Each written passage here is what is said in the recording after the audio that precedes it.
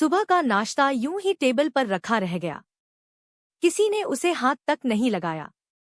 मालती जी अपने पति और बेटे को मनाती रह गई, पर दोनों की दोनों अपनी गर्दन ऊंची किए चुपचाप घर से निकल गए।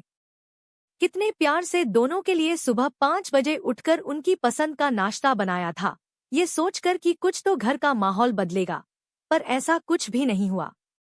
बात करना तो दूर की बात है, दोनों ने ही एक दूसरे की तरफ देखा तक नहीं। उदास होकर वो भी बिना नाश्ता किए ही सोफे पर आकर बैठ गई। आखिर उन्हें समझ ही नहीं आ रहा था कैसे घर की स्थिति को संभाले। जब से घर में समीर ने कहा है कि उसे नेहा से शादी करनी है, बस तब से घर का माहौल बड़ा ही उदासीन हो चुका है। रमेश जी तो इसके पक्ष में बिल्कुल नहीं है, और समीर है तो उन्हीं का बेटा, अपने पिता की तरह ही जिद्दी। वो उनकी बात मानने को तैयार नहीं है, पर दोनों बाप बेटे के बीच में पीस तो मालती जी रही थी।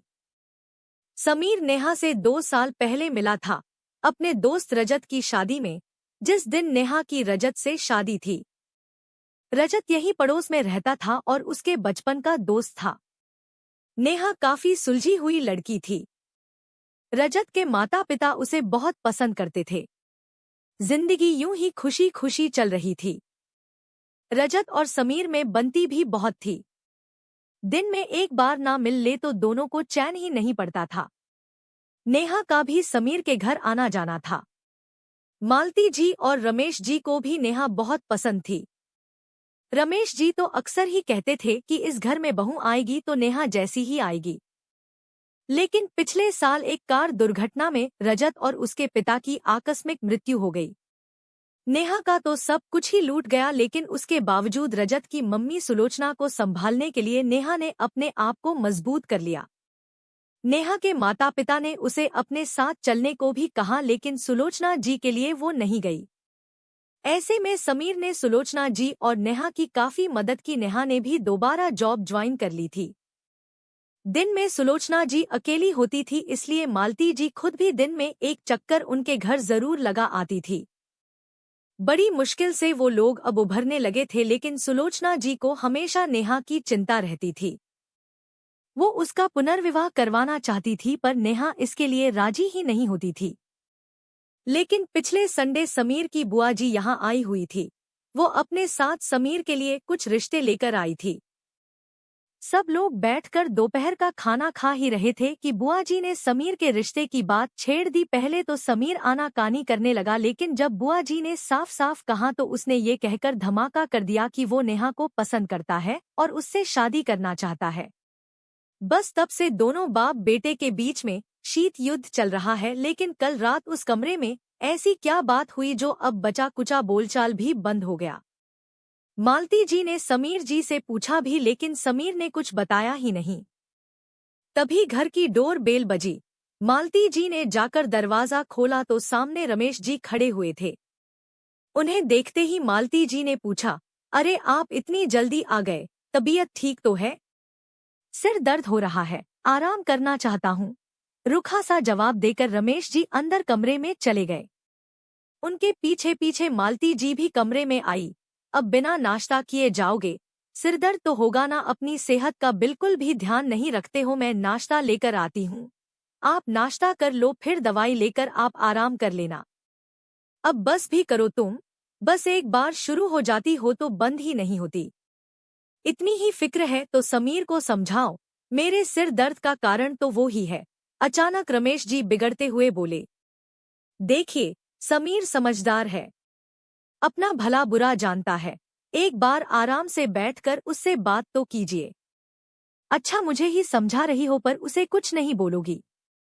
देखिए नेहा समझदार है, कुछ सोचकर ही समीर ने उसे अपने लिए चुना होगा, एक बार उसकी बात सुन लेते तो।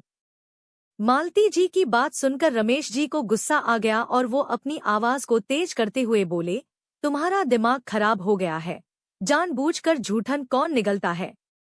झूठन? मालती जी ने हैरानी से कहा। हाँ झूठन, झूठन नहीं है तो क्या है? अरे दोस्त की झूठन खाने को तैयार हो रहा है। उसकी ऐसी क्या मजबूरी है जो उस विधवा से शादी करने को तैयार है? उसे तो अभी एक से बढ़कर एक मिल जाएगी। मेरी तो मजबूरी थी कि मुझे अपने बेटे को पालने के लिए एक औरत की जरूरत थी, इसलिए मैंने। बोलते बोलते रमेश जी अचानक रुक गए। उन्हें ध्यान आया कि वो कुछ बहुत गलत बोल गए।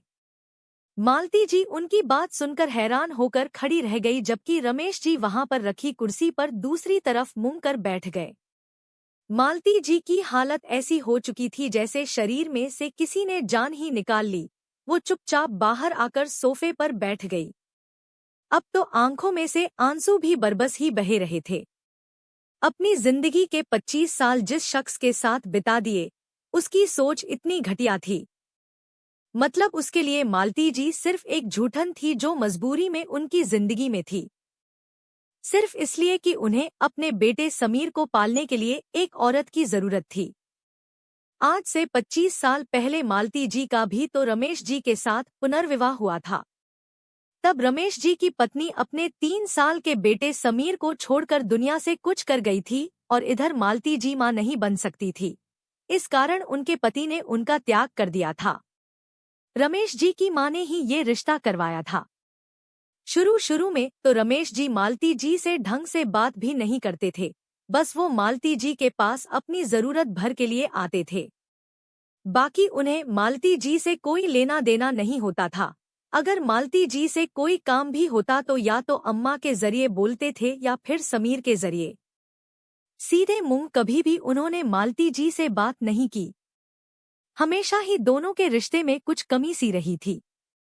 अपनापन तो ना के बराबर ही होता था।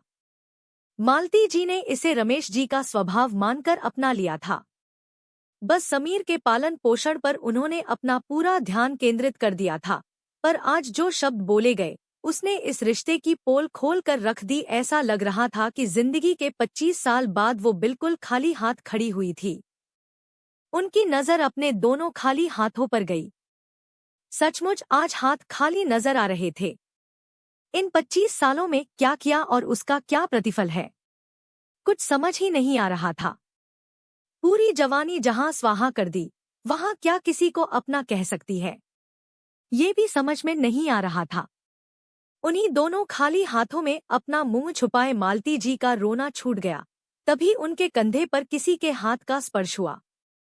उन्होंने नजरें उठाकर देखा तो सामने समीर खड़ा हुआ था। मालती जी के सामने आकर समीर ने कहा, आपके हाथ खाली कहाँ है मम्मी? आपकी इतने सालों की तपस्या का फल मैं हूं ना, इसीलिए नहीं बता रहा था आपको कुछ भी कि मेरे और पापा के बीच में क्या बात हुई। जानता था आपको दुख होगा। खून मैं उनका जरूर हूं, लेकिन परवरिश तो आपकी हूं, इसलिए आप रो मत। समीर मालती जी को समझाते हुए बोला तो मालती जी समीर के कंधे लगकर रो पड़ी।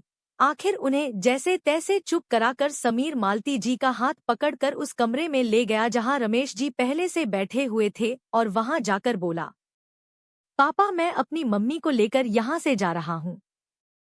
मैं नहीं चाहता कि मम्मी को ये महसूस हो कि जिस शख्स के साथ वो इतने सालों से रही है, वो उनके लिए इतनी घटिया सोच रखता है। ये सुनकर रमेश जी गुस्से में बोले, मैं तुम्हारा पिता हूँ, मेरे कारण तुम्हारा अस्तित्व है और तुम इसके लिए मुझे छोड़ रहे हो? ठीक है, जहाँ जाना है वहाँ जाओ, लेकिन याद रखना फिर तुम्हें प्रॉपर्टी में से कुछ नहीं मिलेगा। पापा प्रॉपर्टी तो हर कोई कमा सकता है, परिवार और सम्मान कमाना हर किसी के बस की बात नहीं। मैं यहाँ से सिर्फ मेरी मम्मी और उनके सम्मान को लेकर जा रहा हूँ। आपको आपकी प्रॉपर्टी मुबारक हो। कहकर समीर मालती जी को लेकर उस घर से निकल गया और पीछे रह गए रमेश जी अपने दम्भ और अपनी घटिया सोच के साथ। कुछ दिनों बाद समीर और नेहा की शादी मालती जी और सुलोचना जी ने संपन्न करवा दी। हालांकि रमेश जी को भी बुलाया था, पर वो नहीं आए।